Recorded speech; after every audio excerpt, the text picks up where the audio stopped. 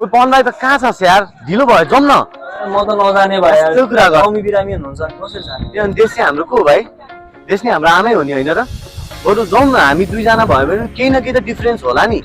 के को ब्रो जङ्गिन यार तँ जस्तो युवा हामी जस्तो युवा जङ्गिन भने को जन्मिन्छ यार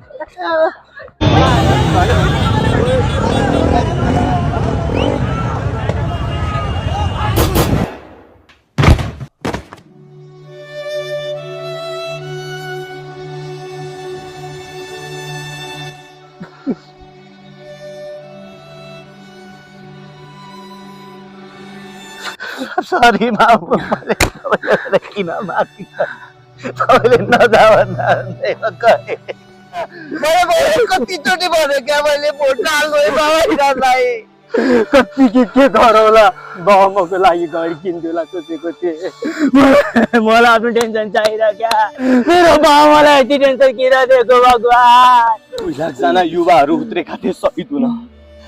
75 जना मात्रले यो मौका पाएको छौँ भाइ आफ्नो देशमा परिवर्तन ल्याउन हामी कति लकी रहेछौँ अन्त कस्तो मेरो बाबा जस्तै कुरा गरिस् यार मेरो बाबाले भन्नुहुन्थ्यो हेर छोरा यो संसारमा कि त राम्रो हुन्छ कि त धेरै राम्रो हुन्छ भनेर अब हाम्रो अनि राम्रो नेता यदि प्रधानमन्त्री भयो भने हाम्रो देशलाई कति राम्रो हुन्छ होला सोच्दै एकचोटि अब फेरि पनि त्यो पुरानै पार्टी पावरमा आयो भने अब आउँदैन भाइ म त विदेश नगई मेरो देशमै के गर्छु भनेको मान्छे हो मलाई मेरो दाजुभाइ मेरो आमा बुवा मेरो नेपाली परिवारमा मलाई पुरा विश्वास छ हाम्रो रगत खेर जान दिँदैन भाइ प्लिज नदिनु भाइ